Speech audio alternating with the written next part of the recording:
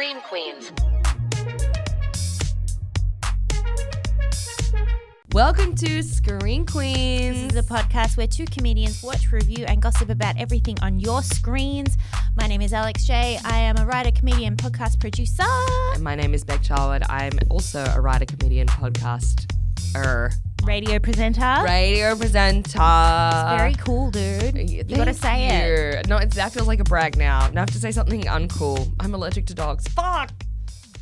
Can I say That is the uncoolest thing about almost maybe like edit it out, because the way that people act like it's a personal attack when I tell them I'm allergic to dogs. I don't want to be allergic to dogs. I want to pat them so badly. I love them so much. I just have to give them this weird, intense eye contact to be like, I love you, but I can't touch you. I reckon the dogs are fine with it. It's the humans that are fucked up about it.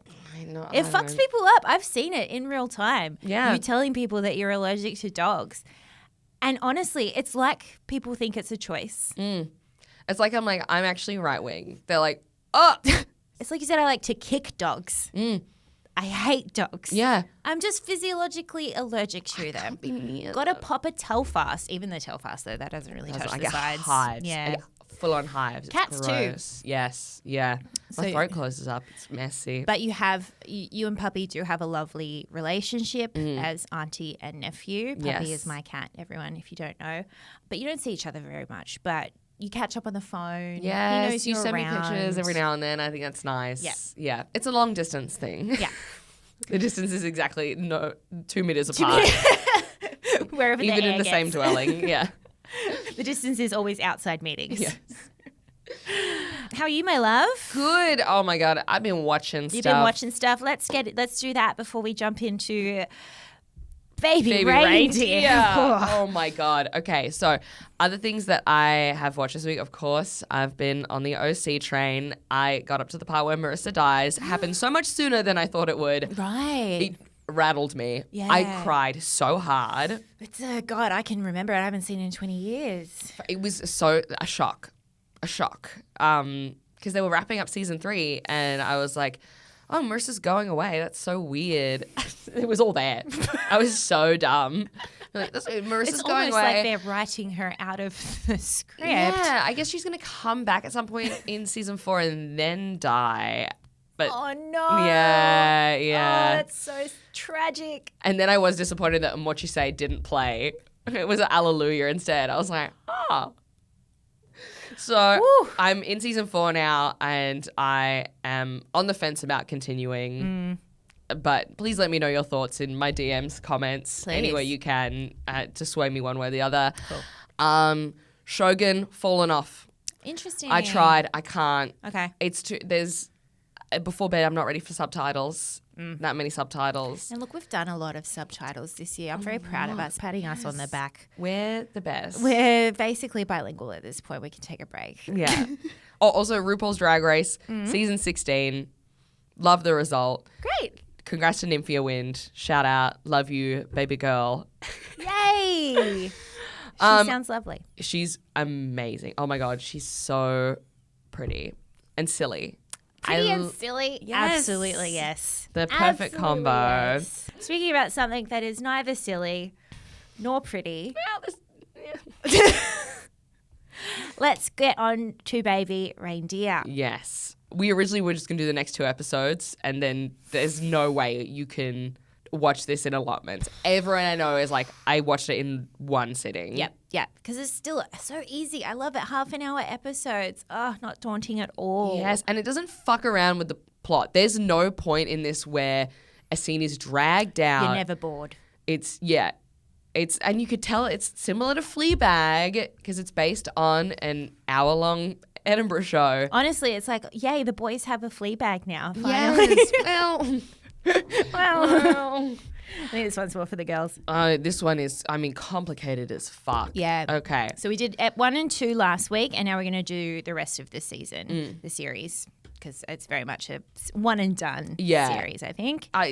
Please, if the creators are listening, Although- please do not do a season 2. Don't do a season 2 of this.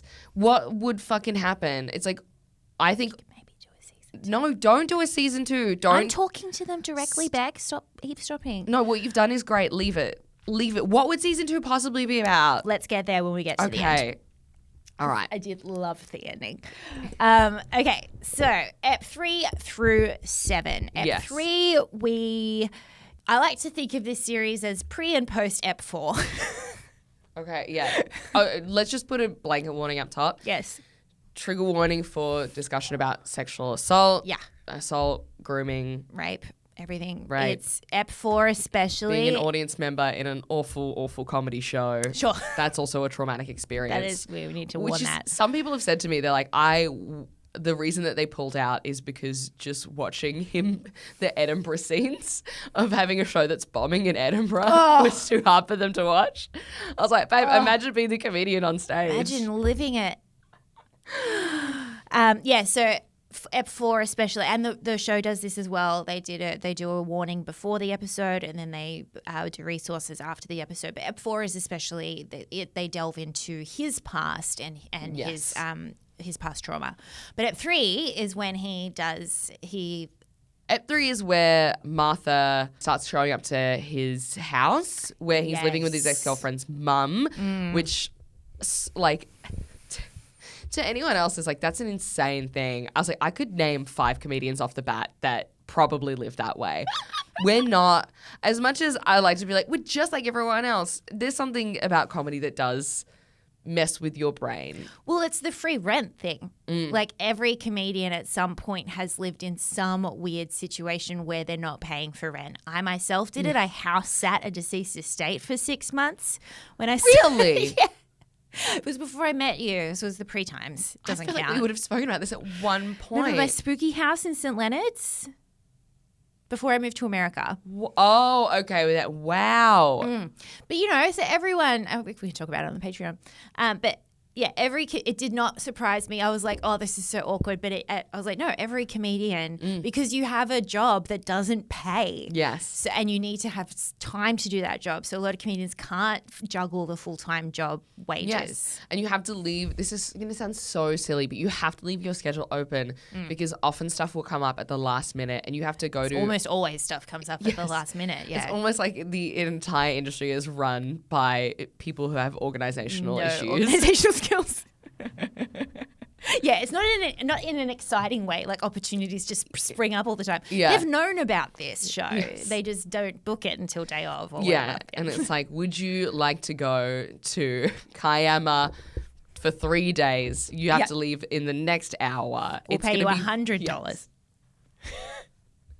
So actually, I will be in Kiama next week. So anyone, and that's an excellent gig. And that's actually a good gig. Yeah. I think it's on the 3rd or the 2nd of May. Cute. Just look up comedy in Kiama on those dates. I'll be at that show.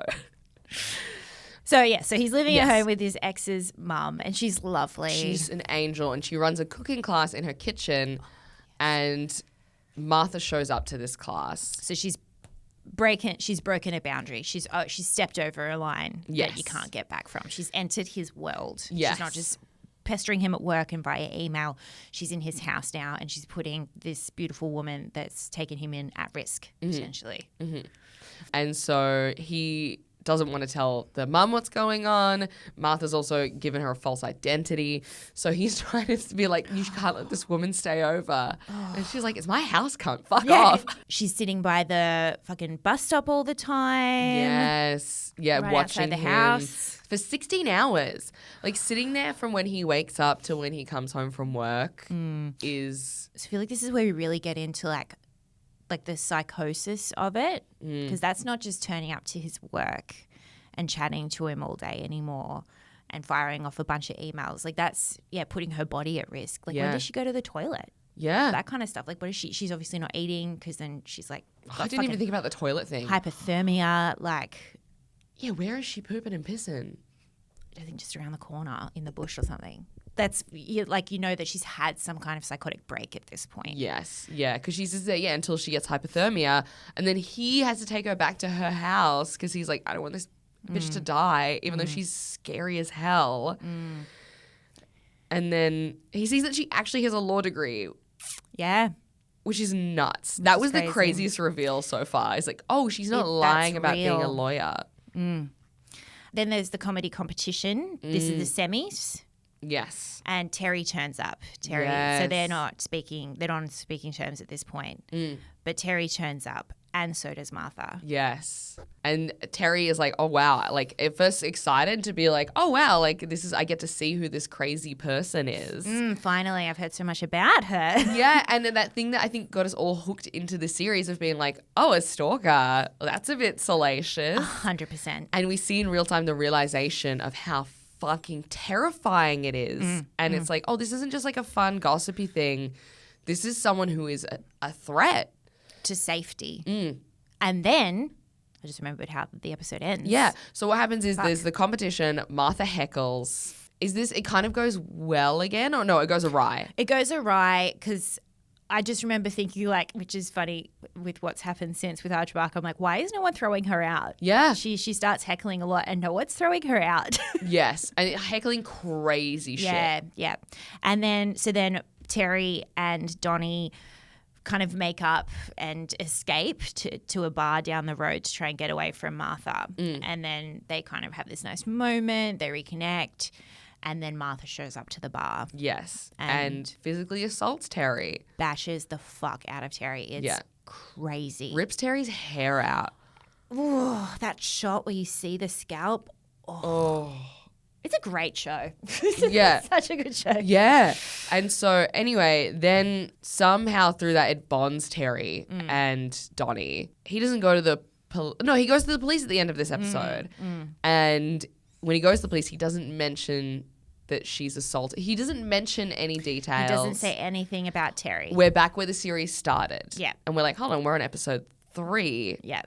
I thought this would be the very end. And he reveals that he doesn't yet do any details. And basically Terry is saying, like, you could tell them about what happened to me. Like, she stepped it up. Now this is like an arrestable offense. And Donnie's still wrestling with his shame around dating a trans woman. So does not mention Terry at all. It's so complex. Yeah. And at this point you're thinking, this guy kind of sucks. Like something... What's wrong with him? And then he goes, you're probably wondering why I didn't say those things. I was like, yes, I was. Let me introduce you to episode 4. Fuck me dead. I would say if you are planning on watching this series or you are partway through and you have strong feelings to sexual assault, I would say just read a synopsis of this one. Yeah. Visually, it was very hard to watch. Yeah, I walked out of the room, especially during the main trauma scenes. Yes. But F4 starts very whimsically. He's at Edinburgh. He's doing his solo show. Yes. It's terrible. Which everyone is, for anyone that doesn't know, Edinburgh is the biggest fringe festival. Yeah. And if you're a punter, it seems like a wonderful thing. Comedians, it is such a gamble. It costs a lot of money.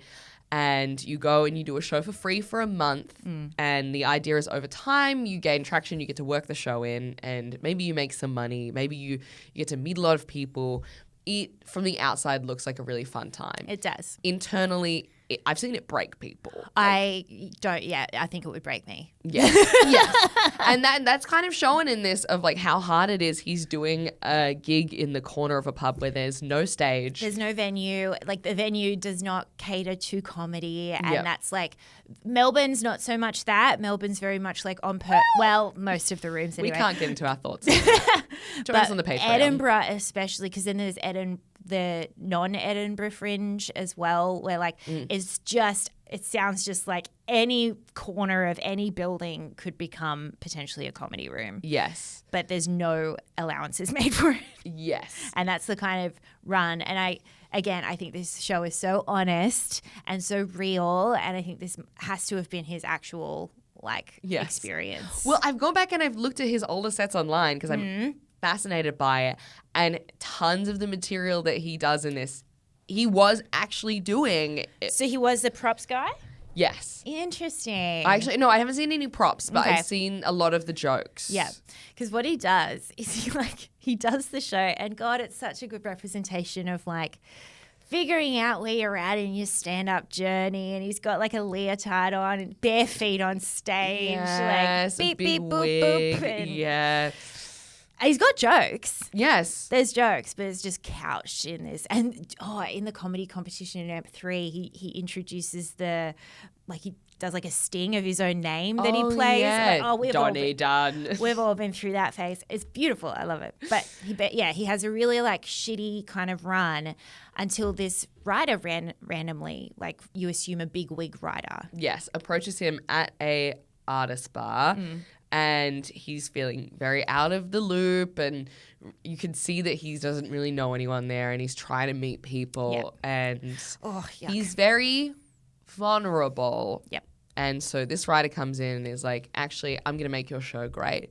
And he comes to the show every night, which is a psychotic thing to Very do. psycho. Very psycho. Yeah. My own manager doesn't, if I do a run of shows, doesn't come every night, and I wouldn't want him to. I judge my techs for being there every night, and it's their job. Yeah, why don't you leave? Get out of here. Get out of here. And so he helps him work in the show, and they build this thing together. Heaps of people start coming. It's honestly Yes. a dream festival run. Yeah, and this feels like the first friend he's made in comedy. Yeah. And so he's deeply bonded to this man. And Mentor almost. yes. And at the end of Fringe, he feels like they've built this beautiful thing together. Fringe ends, and then he texts him, let's catch up. He hears... Oh, and there's also the promise of being like, hey, send me some scripts. Yes, I'll help you write. I'll Yes. help you punch them up. I'll present them to people. Yes, I'm going to give you a lot of opportunities. He ghosts him. So this character's name is Darian. Then what happens is, months later, out of the blue, Darian calls him up and is like, let's talk about the script. He goes to talk about the script. Turns out that's not what Darian wants at all. He wants to do a bunch of drugs and get fucked up together. And then what proceeds is a very abusive situation. Yep. Yes, a lot of grooming and, abuse, Yes. assault, sexual assault. Yeah. It's very graphic. Yeah. Donnie gets fucked up on these drugs, and then this older writer-producer assaults him when he's almost catatonic. The interesting, kind of theme that they go into, which is, again, so fucking honest of the show, is that Donnie kept going back and him struggling with, why did I keep going back? Oh, God. And so, so that's what Ep 4 is about, is setting up Donnie's history and his past around his sexuality, around his trauma, around everything, like what's made him the kind of person he is now in his, it sounds like he just never has a healthy relationship. He lied to Terry to get into Terry's good books. He's weirdly kind of obsessed at this stage with Martha. He has shown here and there that he's very attached to her in a really weirdly morbid way. And it explains all of the times where he could have easily cut it off. Yep. And he didn't. Yep. Because he has so much, he's been so fucked up and groomed by this writer who was singing his praises and giving him compliments. And then, I guess the payoff in Donnie's head was that I am being assaulted. Struggling with that mentality of the why did I go back is so fascinating. And God, so fucking, it's this is the guy. And the fact that this actor, Peter Gadd or whatever his name is. Richard Gadd. Who's the actual comedian who's this happened to. the actual person it's happened to is now reenacting. Yeah. He's in therapy. Oh, yeah. He said that he's done every kind of therapy. And he's like, fuck. none of it is, he's like, I'll never fully resolve what's happened. This which must I be think part is of it. so honest. I think it's so real. And the portrayal, the honesty of him showing every single wart of the situation. To the point of I've been I think I would have kept that to myself. No, at no point is he like, I'm the full victim here. No, I'm a never. good guy. He really shows that he's like, this is such a fucked up, complex situation. Trauma makes you act in bizarre ways that are not Forever morally and correct. ever. It's, again, not just in the moment the trauma happens, it bleeds into the rest of your life. Yes. And the relationships you form, the decisions you make. Because, as we said in last week, he could have stopped Martha day one. Yeah. and he constantly chose not to.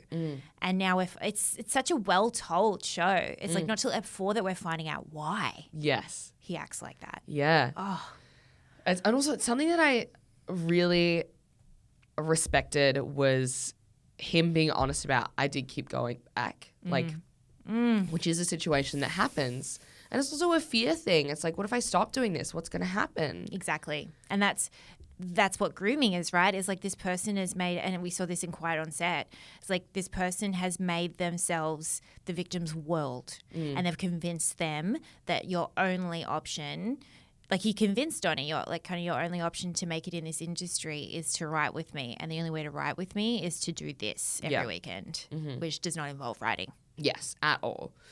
And also him staying afterwards when it gets to the worst point of him staying afterwards and having days. a shower. Yeah, staying 2 days afterwards at the house and having a shower. And I was like, it's So 'cause honest. after, it's like, as someone who's had history with sexual assault, and it is that thing of afterwards, it's like you are in shock of what's happened. Like you look back on how you behaved afterwards and you're like, what?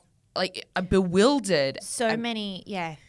Because you just like, you leave your body. You're not in your body and present and making good decisions because you trying to wrap your head around what's happened, how it even happened. And so you do the performance of acting like a normal person because you're everything's fine, it didn't convincing happen. yourself that it didn't happen or what happened was normal.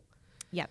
Yeah, that's exactly what I got from him sticking around for another couple of days. It did not shock me at all. I was like, I think that's him trying to justify what just happened as not assault and trying to get to a point where he can think, oh, that just happened. It was okay. This is still my friend. This person didn't betray me. Like sticking around, not just trying to get into a better headspace about it or convince yourself of something. Yeah, it was like coming to terms with it of being like, oh my God, I was raped is such a horrific moment. And one that a lot of victims never reach. yes. Yeah.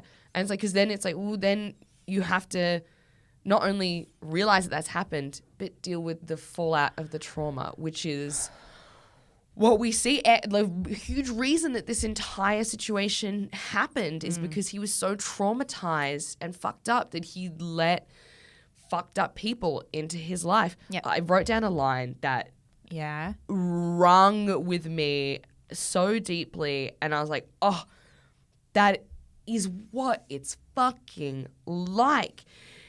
He said, abuse makes you sticking plastic for all of life's weirdos, an open wound for them to sniff at. Because in your head, you're like, I allowed myself to be treated that way and demeaned.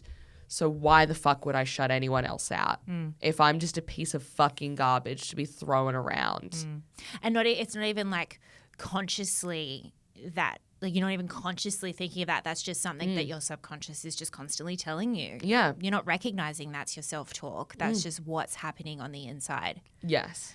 And it happens with all types of abuse, you know, like abusive relationships. It takes so long to allow yourself to get into a healthy one after an abusive relationship is finished, even if it's not a sexually, abusive situation, just any kind of abuse. Yeah, this really was a dark but honest portrayal of it. The honesty, like, this is the part where I was like, oh, God, like, in the moment, I was like, I wish you didn't say that. But now I see why it needed to happen. But in the moment, as I was experiencing, I was like, I wish I didn't know that. When he says he started masturbating over Martha, Yeah. that for me kicked it into a whole other territory. Yes. Like, he's being sexual about Martha now. It's Yes. not just the adoration, the obsession. He's fantasizing about her. Yeah, now. it's like it's My fucked up his God. relationship with sex and Sex. sexuality. Oh. And so now it's like and also him being honest about being like, I just fucked everything and anything, and it was so unhealthy and just like didn't matter who it was, when it was, where it was. And it's like he's now has a compulsion. He has a Yes. sexual compulsion. Yeah, but not in a sexy, gratifying way, in a trauma-based. Yes. Of trying to just understand. From my perspective, I understood it because I have had an experience of that, of just being like, if I fuck enough people, it'll leave my body. It'll be further down the It'll be line away. that it won't Yes. count. Yeah. It'll just be a star in a saturating it. universe of a billion fucking stars that I won't even notice in the corner. And then it's very interesting. Again, I really love the way the story is told. Then we learn the context of when he does meet Terry, which is while he's going through all this fucked up stuff. So like now you're like, well, okay, that makes more sense why he was such an asshole and, you know, did the fake identity thing. He was in a black hole. Yeah. Like he hadn't come out the other side or anything. Of holes. Yeah. Yeah, he was right down the bottom of all the holes. He was not looking to fall in love or care about anyone. He literally just wanted to fuck. Yeah. So anyway, he gets a restraining order. Martha stops contacting him. He gets a little sad that Martha's not contacting him, which is like, again, so interesting. So fucked up. And then she starts contacting his family. Yeah. And so that just takes it to another level.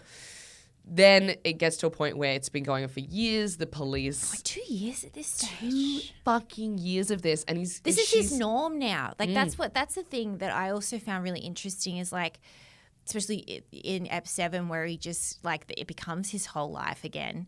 It's like, but this is his normal. He doesn't like, it's been 2 years of this woman constantly 24/7 in his ear or on his phone or in his email. No, she didn't have his phone number yet. She just had his email. Sorry, phone, email. Yes. Email on your phone. Sent from my iPhone. Yeah. And then sometimes just phone. Yeah. I thought that was very funny. I like that. You could tell where her mentality is with how she signs off. Yeah. How well she spells sent from my iPhone. Oh. So after his family gets involved, the cop's like, we can't really do anything. He tries to correct the situation by coercing her into sending him a really fucked up email, which then and then she records him trying to coerce her. Then the cop's like, well, now we can't protect you because you have tried to wrongfully entrap her. And so then the legal system is now the cops can't even save him.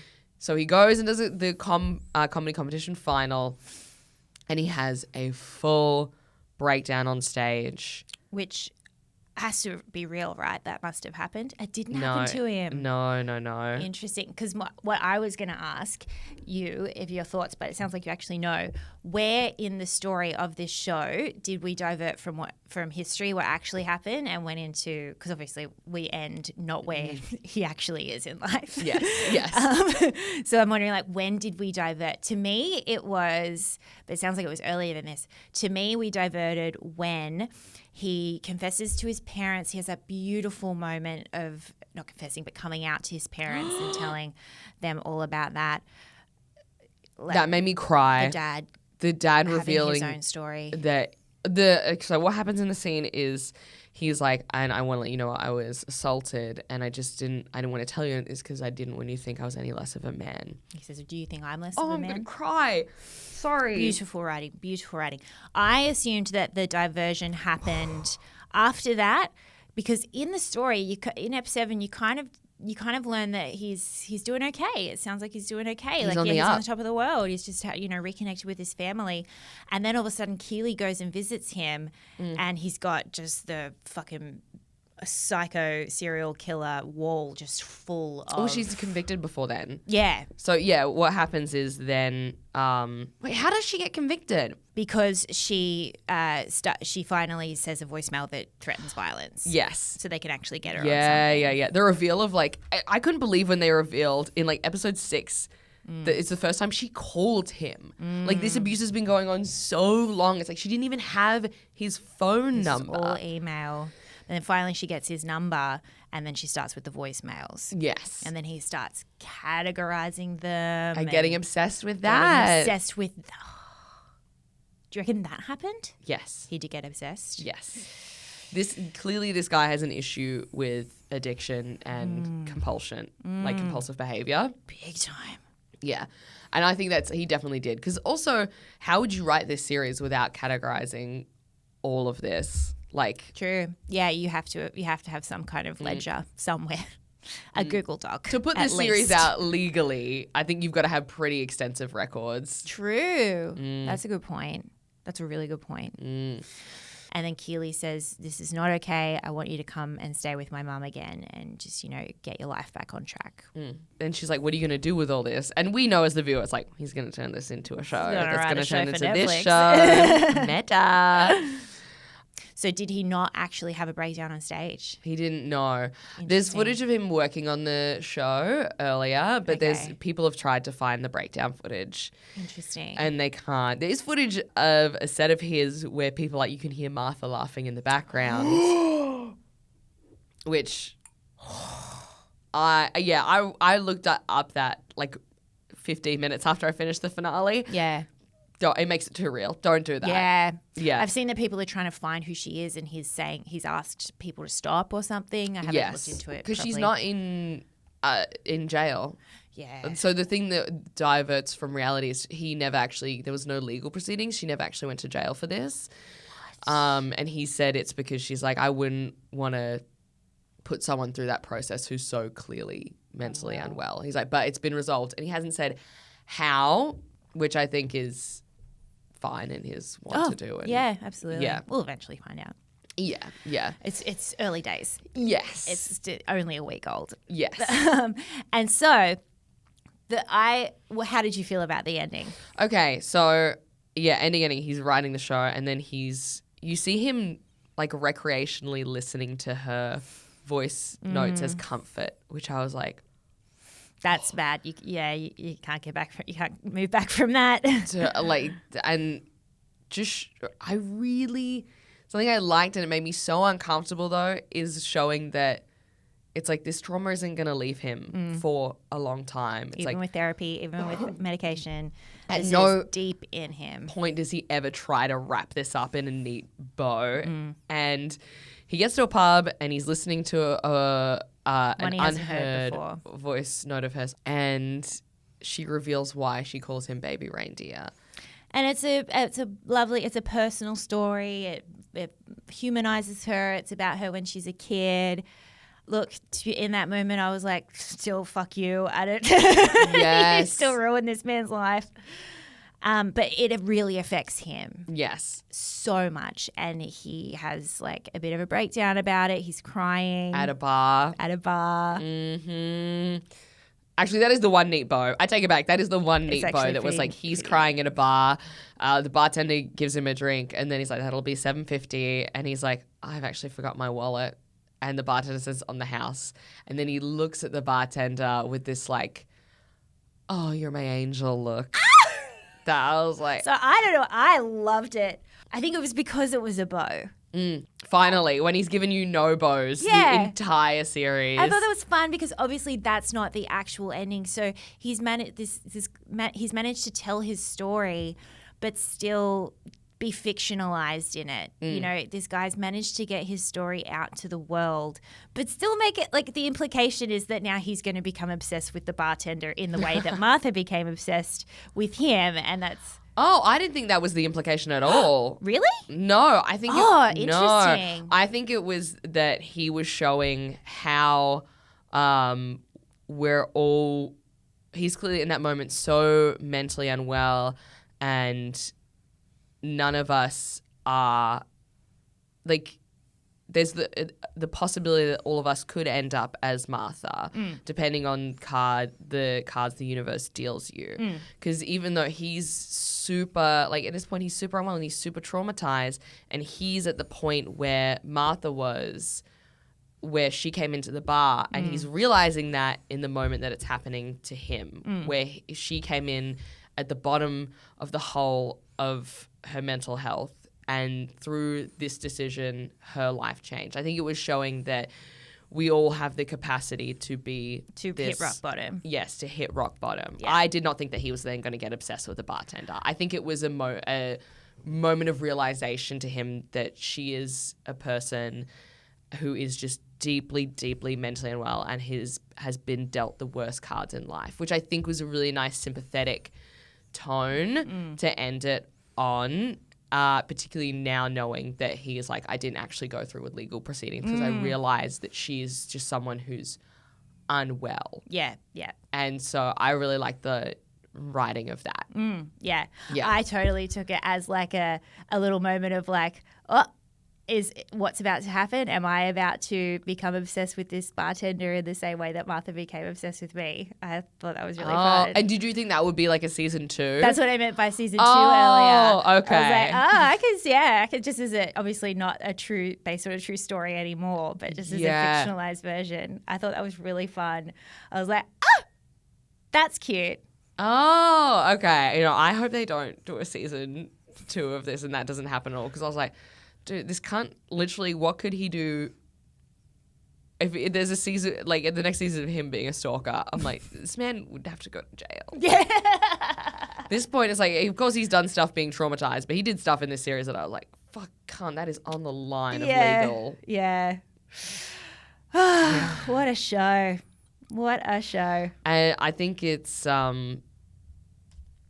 brilliant, and it's really cool to see a show that is this honest and real. And again, it ties back to my thing of there is a real thirst for honesty and authenticity at the moment within art. And I think it's in not really... a performative way.